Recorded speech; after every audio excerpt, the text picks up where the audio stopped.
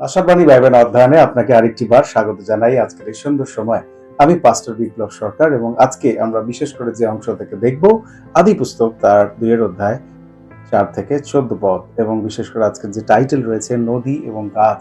বিশেষ করে আমরা যখন 10 পদ দেখি, সেখানে আমরা দেখতে পাই যে লেখা রয়েছে উদ্যানকে জল দেওয়ার জন্য এদন থেকে একটি নদী প্রবাহিত হয়। আপনি যদি লক্ষ্য করে থাকেন যে বাইবেলের নদী এবং গাছ বিশেষ করে শুরু হচ্ছে এবং শেষও হচ্ছে, অর্থাৎ যদি আপনি লক্ষ্য করে থাকেন তাহলে আদি পুস্তকের বিশেষ করে 1 এবং 2 অধ্যায় এবং প্রকাশিত বাক্যের 21 এবং 22 অধ্যায় নদী এবং জল দিয়ে সেখানে উল্লেখ করা হয়েছে।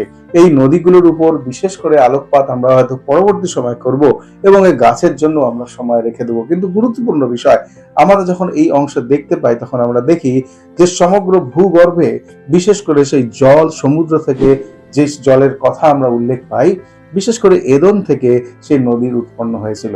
এবং বাইবেল এটাও দেখায় যে 4টি বিশেষ নদী, এবং প্রতিটি শাখায় কিন্তু তার গুরুত্বপূর্ণ জায়গা ছিল এদন উদ্যান। এবং সারা পৃথিবীর সেই সমসাময়িক ইতিহাসের সারা বিশ্বে এই 4টা নদী হলো প্রভাব বিস্তার করে রেখেছিল, যে দুটোর নাম আজকেও আমরা প্রায় ট্রাইগ্রিস এবং ইউফ্রেটিস। এবং এই দুটো নদী সারা পৃথিবী ব্যাপী এর জলের প্রকাশ আমরা দেখতে পাই, এবং তার যে উৎপত্তি স্থল সেটা কিন্তু ইডেন রয়েছে।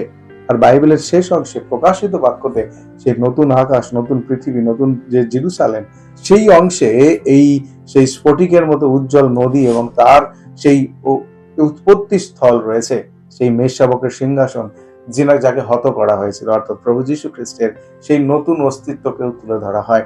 অর্থাৎ আমাদের জীবনের সাথে, বিশ্বাসী আমাদের জীবনের সাথে গাছ এবং নদী, এই দুটি সত্যি খুব গুরুত্বপূর্ণ বিষয়।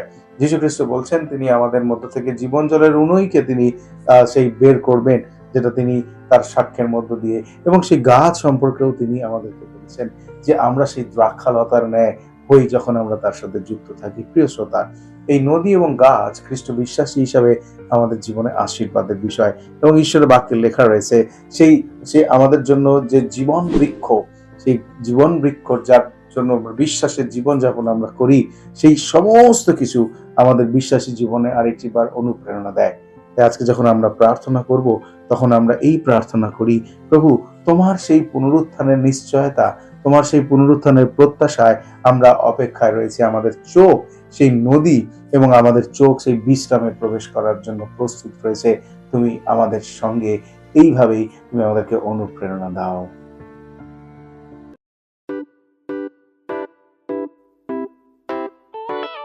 পুরাতন গেল শেষের পাতা,